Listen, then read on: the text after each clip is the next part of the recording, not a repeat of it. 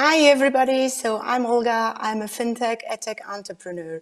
And in my previous life, I changed a 150-year-old dinosaur bank, basically asking about the gender data. So for about 3 years, I was running through this bank asking, where are the women? Where are the women? Where are the women? Give me the data on the women.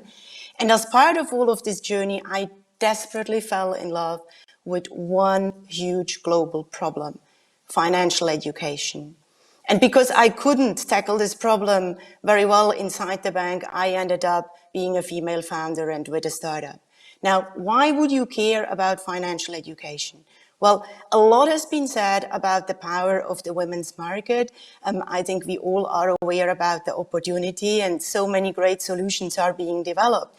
But all of these solutions are not very impactful if we can't connect the women to this. And this is where the heart of the challenge is. Let me share with you just a couple of stats.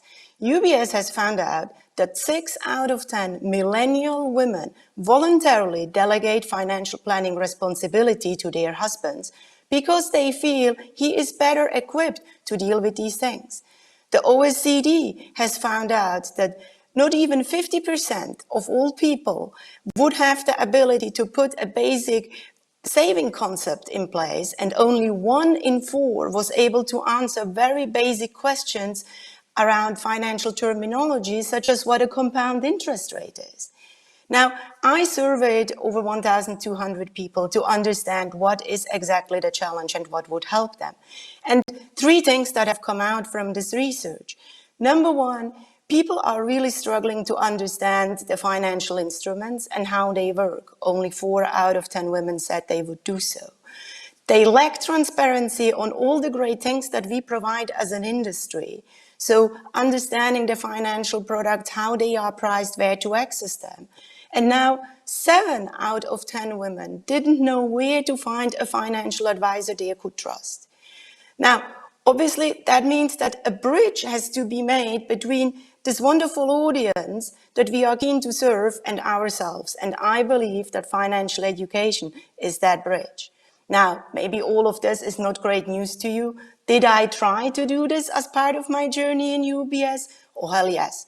A book has been written, a digital tool has been done. We tested a whole set of approaches. It wasn't really successful. It was maybe a tiny bit successful, but not a great success. Why?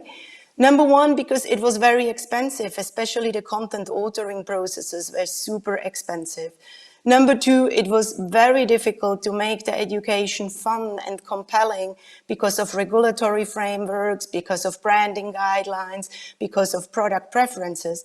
And number 3, the women didn't engage with it because they felt that the bank is doing this in order to sell more products at them.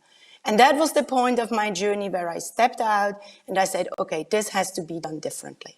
And that's how SmartPurse has been funded. It is a money coaching, learning toolbox, completely independent. We use behavior psychology and tech in order to teach people about money in a way that is as intuitive as counting steps.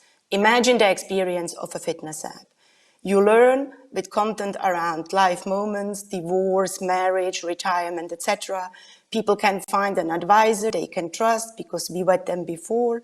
And it is very time-saving. And ultimately, it becomes a huge fun because the women come together and they learn together. And so with this, my personal mission is to make financial education easy and affordable for every woman, to make it accessible also to all the financial services providers, and with that, make a huge contribution to financial services as an ecosystem, but also to society. Now, in a world where the global gender pay gap still is at 23%, then results in pension gaps, and now a global pandemic hitting us, I hope that you agree that financial education is one of the keys to actually connect these women to us, to change society, and to turbocharge progress. Thank you.